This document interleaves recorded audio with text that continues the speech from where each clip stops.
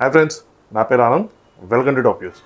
నిన్న బిగ్ బాస్లో day 1 episode Hindi big boss OTT season 3లో అన్నిటికన్నా ఉన్న బిగ్గెస్ట్ కన్ఫ్యూజన్ని నిన్న బిగ్ బాస్ క్లియర్ చేయడానికి ట్రై చేశాడు. అదేంటి అంటే జనతాకి ఏజెంట్ అని చెప్పి వీళ్ళు ఎవరినైతే పెట్టారో వాళ్ళకి బయట నుంచి ఇన్ఫర్మేషన్ ఎలా వస్తుంది అంటే ఇన్స్టాగ్రామ్ ఓపెన్ చేస్తారా, వాట్సాప్ ఓపెన్ చేస్తారా, ఫేస్బుక్ ఓపెన్ చేస్తారా, అలా కొంతమంది డౌట్స్ ఉండే అనమాట. కింద కామెంట్స్ వాటిలో చదువుతూ ఉన్నా.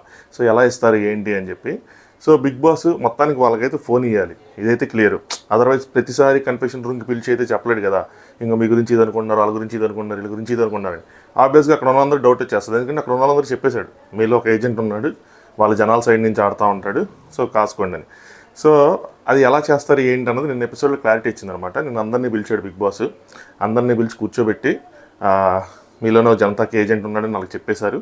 చెప్పేసిన తర్వాత కమ్యూనికేట్ చేయడానికి ఎలాగో ఫోన్ ఇవ్వాలి కాబట్టి ఏం చేశారంటే, ఇది మాత్రం బాగా నచ్చింది, అందరికీ ఫోన్లు ఇచ్చాడు.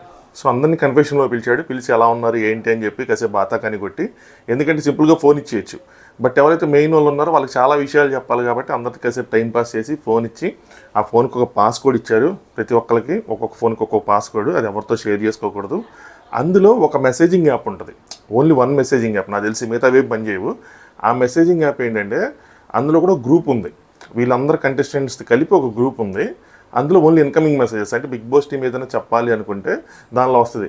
నేనేమనుకున్నానంటే, ఇప్పుడు మనకి నోటీసులు లాంటివి ఏమైనా వస్తాయి కదా కొన్నిసార్లు, అవి ఏమైనా అవాయిడ్ చేస్తారేమో, కొన్ని సార్లు అట్లీస్ట్ అవాయిడ్ చేస్తారేమో, దీని ద్వారా కమ్యూనికేట్ చేస్తారేమో అనుకుంటున్నా. ఎందుకు అంటే ఈ అమ్మాయికి కూడా మెసేజ్లు పంపిస్తారు, ఎవరైతే సనా సుల్తానా ఉందో జనతాకి ఏజెంట్, తనకు కూడా మెసేజ్లు పంపిస్తారు, డౌట్ రాకుండా ఉండడం కోసం అలాంటివి ఇందులో పంపిస్తారేమో. అలాగే బిగ్ బాస్ ఇంకేం చెప్పాడంటే, ప్రజెంట్ అయితే ఇందులో ఒక గ్రూప్ ఉంది, మీ అందరికి ఇన్కమింగ్ మెసేజ్లు వస్తూ ఉంటే అది నా నుంచి వస్తే మీరు రిప్లైలు ఇవ్వలేరు, మీరు వేరే వాళ్ళతో కూడా చాట్ చేయొచ్చు, అది ఎప్పుడు చేయాలి, ఎలా చేయాలి ఏంటి అన్నది ఫర్దర్గా నేను చెప్తానని చెప్పి అందరికీ చెప్పాడు. ఈ సనా సుల్తాన్కి మాత్రం పిలిచి ఏం చెప్పాడంటే, మీకు ఎలా ఉన్నారు సనా అని అడిగాడు ఫస్ట్. అంటే బాగానే ఉన్నానండి, ఇప్పుడు కొంచెం బాగానే ఉంటే, నేను స్టేజ్ మీద భయపడిపోయారు అయ్యి అన్నారు. మ్యాక్సిమం నాకు తెలిసి ఆ స్టేజ్ దిగిన తర్వాత బాగా భయపడి ఉంటారు, ఎందుకంటే జనతాకి ఏజెంట్ అంటున్నారు, ఏదైనా తేడా వస్తే నన్ను లేపేస్తారేమో, ఎందుకు నేను నార్మల్ కంటెస్టెంట్గా ఆడుకుంటాను అని చెప్పి ఆవిడ అడుగుండొచ్చు. తను ఏం చెప్పిందంటే, లేదని నేను ఇప్పుడు రియలైజ్ అయ్యాను, ఇది చాలా పెద్ద పవరు, గేమ్ను మొత్తం మార్చేసే పవరు, నేను ఆడతాను, ఐ హోప్, నేను నా కోసం కాదు పబ్లిక్ కోసం ఆడతానని, ఇది ఎక్స్ట్రా డైలాగ్లేండి, పబ్లిక్ కోసం ఆడతాను అది ఇది అని చెప్పి చెప్పింది. సరే అమ్మ, మ్యాటర్ ఏంటంటే నీకు ఫోన్ ఇస్తున్నాము, ఇందులో ఇన్స్టాగ్రామ్, ఫేస్బుక్, యూట్యూబ్ లాంటి ఉండవు, ఒక మెసేజింగ్ యాప్ ఉంటుంది, అందులో 2 ఛానల్స్ ఉన్నాయి, ఒకటి బిగ్ బాస్ అందరితో పాటు ఉన్న గ్రూప్ ఛానల్, ఒకటి సపరేట్గా బిగ్ బాస్ తిని మాత్రమే ఉన్న సపరేట్ ఛానల్. సపరేట్ వాళ్ళిద్దరు 1-on-1 చేసుకునేది అనమాట. 1-on-1 అని కాదు కానీ అట్లీస్ట్ బిగ్ బాస్ టీం నుంచి బయట ఏం జరుగుతుంది, ఏంటి గేమ్ ఏం జరుగుతుంది, ఆడియన్స్ ఏమనుకుంటున్నారు, తిన కోసం ఏమనుకుంటున్నారు, మిగతా కంటెస్టెంట్స్ కోసం ఏమనుకుంటున్నారు, గేమ్ కోసం ఏమనుకుంటున్నారు, ఇలా గేమ్ చేంజింగ్ ఇన్ఫర్మేషన్ మొత్తాన్ని కూడా ఆ ఫోన్ ద్వారా, ఆ మెసేజింగ్ యాప్ ద్వారా సనాకి పంపిస్తారనమాట. ఇక్కడ కొన్ని ట్విస్టులు ఉన్నాయి, సింపుల్గా అయిపోలే. ఆ ట్విస్ట్లు ఏంటంటే, ఒకటి తనకి ప్రివిలేజెస్ ఉన్నాయి, 2 తనకి డిసడ్వాంటేజెస్ కూడా ఉన్నాయి. ప్రివిలేజెస్ ఏంటి అంటే, ఇది మాత్రం అల్టిమేట్ ప్రివిలేజ్. సనా పేరుకి ఎవరైనా నామినేట్ చేస్తే ఈ నామినేషన్స్ టైంలో పేరుకి నామినేట్ అయ్యిద్ది కానీ ఎలిమినేట్ అవ్వదు. అంటే వాళ్ళు అక్కడ నామినేట్ చేస్తారు కానీ ఓటింగ్లో మనకి తన పేరు రాదనమాట. తనకు ఓటేసే ఇదే ఉండదు. అసలు ఎప్పుడు నామినేషన్లోకే రాదు. Point number 1. పాయింట్ నెంబర్ 2, మనం అంటే యాజ్ ఎ ఆడియన్స్గా సనా మనం ఇచ్చిన ఇన్ఫర్మేషన్ సరిగ్గా యూజ్ చేసుకోలేకపోతుంది, ఏంటి సనా వేస్ట్ చేస్తుంది, సనా అంత ఎంటర్టైనింగ్గా లేదు అనుకున్న టైంలో ఆడియన్స్ కనుక, అంటే ఆడియన్స్ పేరు వాళ్ళు వాడుకున్నారు కానీ బిగ్ బాస్ టీం కనుక అనుకుంటే, మనకు కావాల్సిన మసాలా ఈ క్యాండిడేట్ అవ్వట్లేదు, ఈ కంటెస్టెంట్ అవ్వట్లేదు అని అనుకుంటే సనాని ఏ క్షణమైనా ఆ పొజిషన్ నుంచి ఫైర్ చేసేస్తారు. అంటే జనతాకి ఏజెంట్ అన్న, ఆ సీక్రెట్ ఏజెంట్ అన్న ఏదైతే ఉందో పొజిషన్, ఆ పొజిషన్ నుంచి ఫైర్ చేసేస్తారు. దాంతో ఈ ప్రివిలేజ్ అన్నది ఆవిడ కోల్పోతుంది. Point number 2. పాయింట్ నెంబర్ 3, ఆవిడ కోల్పోయిన తర్వాత నార్మల్ కంటెస్టెంట్ లాగా ఉండాలి. ఈ విషయాన్ని బిగ్ బాస్కి తనకి మధ్యలోనే ఉంటుంది. ఎవరికి ఒక డౌన్ అయిపోయిన తర్వాత కూడా ఎవరికి చెప్పకూడదు, ఇలా చేశారు, ఇలా ప్రివిలేజెస్ ఉన్నాయి, ఇలా సపరేట్ ఛానల్ ఉంది, ఇలా మాకు మెసేజ్లు వచ్చేవి, ఇలాంటి ఇన్ఫర్మేషన్ వచ్చేది అన్న విషయాలను కూడా ఏది ఎవరికి చెప్పకూడదు. నార్మల్ కంటెస్టెంట్ లాగా బిహేవ్ చేయాలి. ఆ పొజిషన్లో వేరే వాళ్ళని తీసుకుంటారు. ఇది అక్కడ చెప్పలేదు కానీ నాకు అర్థమైందనమాట. అక్కడ ఉన్న వాళ్ళలో ఎవరైతే ఈ లోపల గట్టిగా మసాలా ఇస్తారో, ఎవరైతే కాంట్రవర్సీగా ఉన్నారో, ఎవరైతే బయట ఆడియన్స్ మెప్పు పొందుతున్నారో, బిగ్ బాస్ మెప్పు పొందుతున్నారో, హిందీ బిగ్ బాస్లో అంతే అనమాట, మన మెప్పు కన్నా వాళ్ళ మెప్పు ఎక్కువ. వాళ్ళకి ఆ పొజిషన్ అంతా ఇస్తారనమాట. ఇది అంతేగాని ఇన్స్టాగ్రామ్, ఫేస్బుక్, వాట్సాప్ అలాంటివేమిలో వీళ్ళే ఇస్తారు. ఎంత ఇన్ఫర్మేషన్ కావాలో అంత ఇన్ఫర్మేషన్ ఇస్తారు. బయట జరగకపోయినా కూడా ఇచ్చే అవకాశం ఉంది.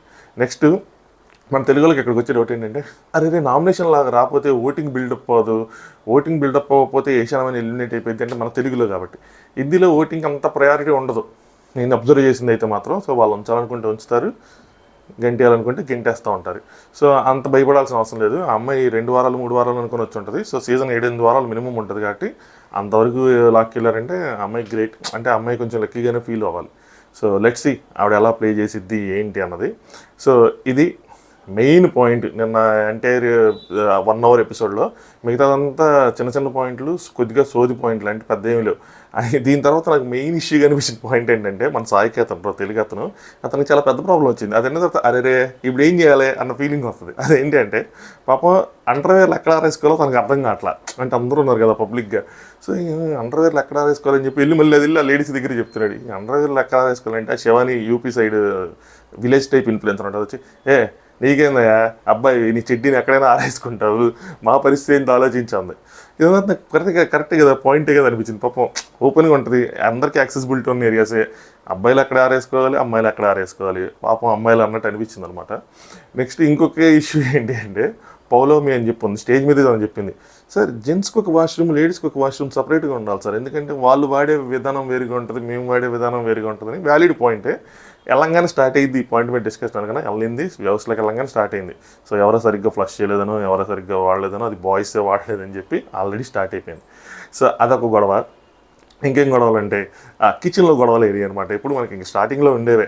ఏంటి అంటే ఎవరో ఎంగిల్ చేసిన ప్లేటో, ఎంగిల్ చేసిన ఫుడ్ విశాల్ వదిలేశాడే అని చెప్పి. సో దాన్ని పౌలోమి వీళ్ళందరూ ఖండించారు అన్నమాట. ఎందుకు శివాని వీళ్ళందరూ ఎందుకు అలా తీసేయచ్చు కదా, ఇక్కడ ఎందుకు పెట్టడం అన్నట్టు. విశాల్ కొంచెం రూడ్గానే యాటిట్యూడ్గా బిహేవ్ చేశాడు. స్టేజ్ మీద ఎలా అయితే మాట్లాడాడో అలా లేడనమాట, కొద్దిగా చూపించాడు యాటిట్యూడ్. బట్ దాని తర్వాత వచ్చి సార్ట్అవుట్ చేసుకున్నాడు, నేను అలా అనలేదు, ఆ విధంగా అనలేదు అన్నట్టు. కానీ బట్ స్టిల్ అక్కడ గొడవ అయింది. ఈ గొడవతో ఉంటే రణ్వీర్ షౌరే అని చెప్పి యాక్టర్ ఉంది కదా, ఆయన వచ్చి అంటే ఏంటి గైస్, అట్లీస్ట్ ఒక్క సీజన్ బిగ్ బాస్లో ఇలాంటి చిల్లర గొడవలు లేకుండా చేద్దాం అన్నాడు. ఏంది బ్రో ఏమంటున్నా, ఇలాంటి చిల్లర గొడవలు ఏంటి? బిగ్ బాస్ అంటేనే అయ్యే గొడవలు, బెట్ దగ్గర గొడవ, ఫుడ్ దగ్గర గొడవ, స్టార్టింగ్లో అయ్యే ఉంటాయి. ఇంకేముంటాయి? పిక్కలు పట్టుకుని బయట నుంచి కక్షలు తెర వస్తారా ఏంటి? సో అది జరగదు, ఆయన అలా ఫీల్ అవుతున్నాడు. నెక్స్ట్ వీళ్ళు ఇంకో పాయింట్ ఏంటంటే, బిగ్ బాస్కి పెద్దగా చెప్తానమాట, బిగ్ బాస్ పాలు పంపించండి, బిగ్ బాస్ టీ పొడి పంపించండి, బిగ్ బాస్ కాఫీ పొడి పంపించండి బిగ్ బాస్ అని. బిగ్ బాస్ నుంచి లెటర్ వచ్చింది. ఏమొచ్చిందంటే, అరే మీరు ఏం చేస్తున్నారా, హౌస్లోకి వచ్చి ఎక్స్ప్లోర్ చేయకుండా మీరు అడిగినవన్నీ ఆ కిచెన్లోనే దొబ్బించుకున్నాయి, మీరు వెళ్ళి కాసేపు వెతికితే మీకు దొరుకుతాయి అనగానే ఏమీ లేదు. కబ్బోర్డు మన ఇటు కిచెన్ ఇటు గ్యాస్ స్టవ్ ఉందనుకోండి, వెనక నుంచి కబ్బోర్డ్స్ ఉంటాయి కదా, ఆయన ఆ కబ్బోర్డు ఓపెన్ చేస్తే కబ్బోర్డులు అన్నీ ఉన్నాయి. అంతమంది ఉన్నారు, అక్కడికి కూడా కబ్బోర్డు తెరిచి అక్కడ ఏముంది ఏమి లేదు, వస్తువులు చూసుకోరా. బిగ్ బాస్ ఎవడలే కాఫీ పొడి, ఆయన కాఫీ పొడి, టీ పొడి, పాలు అన్నీ ఇచ్చాడు.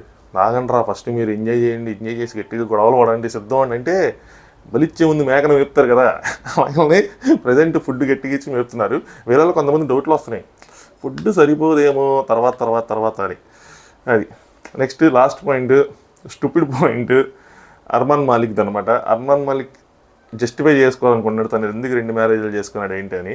సో దీన్ని ఒక లీగల్ పాయింట్గా, లేదంటే దీన్ని ఒక పాజిటివ్ పాయింట్గా చూపించే ప్రయత్నం చేయకపోతేనే మంచిదని నా ఉద్దేశం. ఎందుకంటే మన వాళ్ళు ఇంకా అంత అప్గ్రేడ్ అవ్వాలి, 2 పెళ్ళిళ్ళు యాక్సెప్ట్ చేసేంత అప్గ్రేడ్ అవ్వాలి. అలాగే ఆ లైవ్ చూస్తున్న వాళ్ళు ఎవరైతే ఉన్నారో, అంటే ప్రీమియర్ రోజు ఆ ఫస్ట్ ఆవిడ స్టోరీ చెప్తున్నప్పుడు కొంచెం కళ్ళలో నీళ్ళు, అంటే తనకి చాయిస్ లేకపోతే ఆ టైంలో అన్న విషయం అర్థమవుతా ఉంది, అడ్జస్ట్ అయ్యారేమో అన్న ఫీలింగ్ వస్తూ ఉంది. సో ఏమని జస్టిఫై చేసుకున్నానంటే, ఎక్స్ట్రా మ్యారిటల్ అఫైర్లు అయ్యి పెట్టుకున్న బదులు అలా 2 పెళ్ళిళ్ళు చేసుకోవడం బెటర్ కదా అన్న విధంగా, అన్న మీనింగ్ వచ్చే విధంగా జస్టిఫై చేస్తున్నాడు. సో రాంగ్ అది. అలాంటి స్టంట్లు చేయకుండా ఉంటేనే బెటరు. పర్సనల్గా మాత్రం అది అసలు వాళ్ళకి మసాలా కావాలి, వాళ్ళకి రేటింగ్ కావాలి గట్టి తీసుకొచ్చారు. కానీ వీళ్ళు అన్యోన్యంగా ఉంటే ఇంట్లో ఈ ఇన్స్టా రీల్స్ ఇవన్నీ చేసుకుని అక్కడ ఉండడం బెటర్, అవసరంగా వచ్చారేమనిపించింది. But let's see. అంటే ఏమైందంటే, దీన్ని ఎప్పుడైతే మనం పాజిటివ్గా చుట్టం, అంటే ఆ 2 అమ్మాయిలు అడ్జస్ట్ అయిపోవటం, లేదంటే వాళ్ళ ముగ్గురు బాగుండి జెన్యున్గా ఉండి అంతా బాగుంటే ఇది ఒక ఎగ్జాంపుల్గా అయిపోతుంది. అది ప్రాబ్లం సమాజానికి. అంటే ఏంటంటే మనం కూడా 2 చేసుకొచ్చేమో, మన ఆవిడ ఒప్పుకుంటే పక్కన వాళ్ళు ఒప్పుకుంటే అన్నట్టు, అది చాలా మళ్ళీ మనం వెనక్కి వెళ్ళిపోతూ ఉంటాం అనమాట, ముందుకు వెళ్ళకుండా. సో చూద్దాం ఏమైంది ఏంటన్నది ఇప్పుడే చెప్పలేము. సో వాళ్ళ మధ్య కూడా గొడవలు అవ్వచ్చు, చెప్పాను కదా, ఎవరో ఒకళ్ళు వచ్చి గొడవలు పెడతారు ఏంటి అని చెప్పి. ఇంకా ఈ మౌనిషా గారు తన టారో రీడింగ్ దాన్ని ఒక అడ్వాంటేజ్గా వాడాలని చూస్తున్నారు. కొంతమందికి విషయాలు లవకేష్ వీళ్ళకి చెప్తా ఉన్నారు అనమాట, కొంచెం రీడింగ్స్ ఏం జరిగిద్ది ఏంటని చెప్పి. దీన్ని మరి నేను చెప్తున్నాను కాబట్టి మనం బరంపరం అన్నట్టు, మనం ఫ్రెండ్స్, నాకు కొంచెం మీరు హెల్ప్ చేయాలన్నట్టు, అంటే స్పెషల్ ప్రివిలేజ్గా మీకు చెప్పాను కాబట్టి అన్నట్టు, ఆ విధంగా దాన్ని పొందాలని చూస్తున్నారు. నెక్స్ట్ ఈ లవకేష్ అన్న అతనికి కొద్దిగా అర్థం కావట్లేదో మరి యాటిట్యూడ్ ఉందో కానీ ఉంది. రణవీర్ షోర్ అయితే కొద్దిగా వీళ్ళిద్దరికి ఫైట్ అయ్యేటట్టు ఉంది.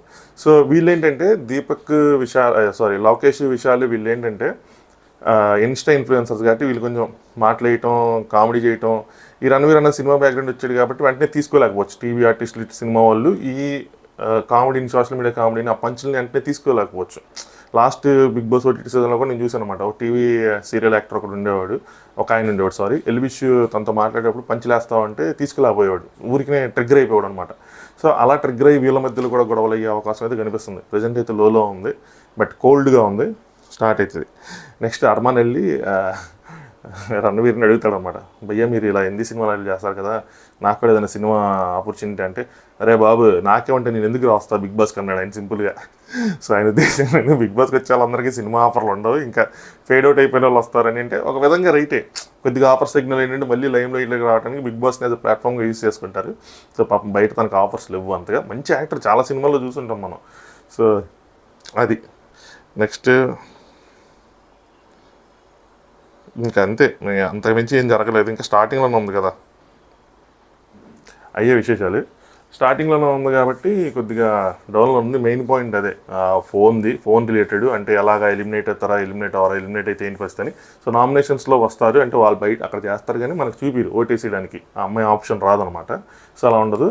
జనాలు బిగ్ బాస్ సాటిస్ఫై అయ్యే వరకు ఆ అమ్మాయిని ఉంచుతాడు. బిగ్ బాస్ ఏ రోజు అయితే సాటిస్ఫై అయ్యాడో అమ్మాయిని తీసేసి వేరే వాళ్ళకి అవకాశం ఇస్తాడు. లేదంటే కంప్లీట్గా ఈ కాన్సెప్ట్ తీసేసే అవకాశం కూడా ఉంది. అంటే బయట నుంచి ఏమైనా నెగిటివ్గా వస్తే వీళ్ళు కూడా తీసేస్తారు. ఎప్పటికప్పుడు ఫీడ్బ్యాక్స్ ఇవన్నీ ఫాలో అవుతూ ఉంటారు వాళ్ళు. సో అది మీరు ఫాలో అవుతున్నారా హిందీ బిగ్ బాస్? ఇప్పటివరకు మీకు ఏ కంటెస్టెంట్ వచ్చారు, లైవ్ చూస్తున్నారా లేదా, సో ఫస్ట్ టైం మన ఛానల్ చూసారా అన్న విషయాలు ఏమైనా అంటే ఫస్ట్ టైం వచ్చాం మీ ఛానల్కి అని చెప్తే ఖచ్చితంగా కామెంట్ చేయండి. ఫస్ట్ టైం విజిట్ చేసిన వాళ్ళు, ఏంటి first time Hindi big Boss వస్తున్న వాళ్ళు, జస్ట్ ఇన్ఫర్మేషన్ నాకు తెలుసుకోవడానికి వీలుగా ఉంటుంది.